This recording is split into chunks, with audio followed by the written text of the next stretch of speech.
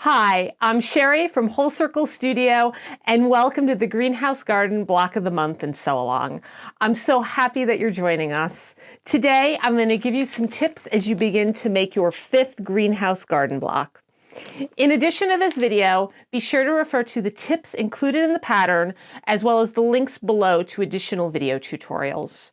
This month, I have a demonstration for where I like to start and stop sewing sections that are on the perimeter of our paper pieces. Let's get started.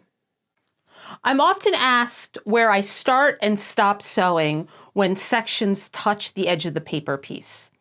As with most everything in quilting, there is no right or wrong.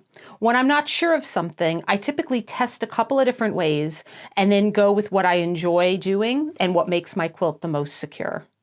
Let's take a look at some different sections in the paper piece, and I'll show you what works best for me.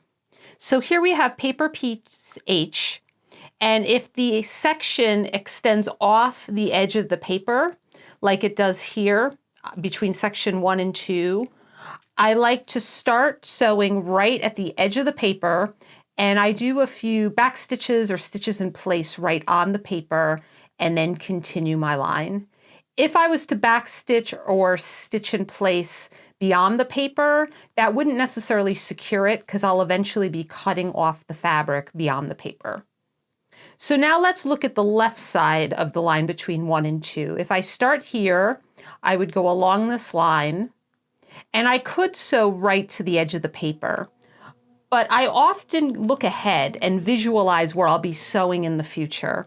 So later I could see when I'm sewing section 3, I'll be going over, will be bisecting that line between 1 and 2. And if I was to continue earlier, the line 1 to 2 to the edge of the paper, it would trap some paper that would kind of be a little bit challenging to pick out later.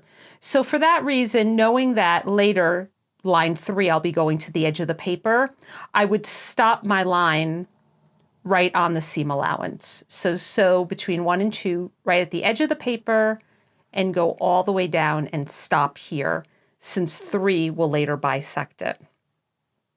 So let's jump ahead. If I sew, when sewing on section 3 on the line, I would start right here. That's not at the perimeter of the paper, so I want to start at the beginning of the line, and I would again backstitch or stitch in place and then sew along the line.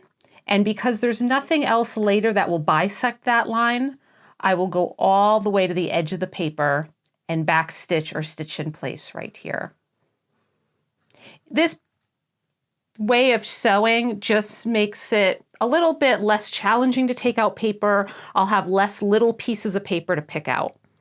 And then for section 4, looking at this line, there's nothing that bisects it later. So I'm going to start stitching in place right at the edge of the paper or back stitches, go down the line all the way to the edge of the paper, and again, stitching in place or back stitching. This is getting really nitty-gritty. So if you try this and it's too confusing to think ahead, I would just stick to sewing to the edge of the paper everywhere for all of the lines that touch the edge of the paper. I can't wait to see your blocks come together.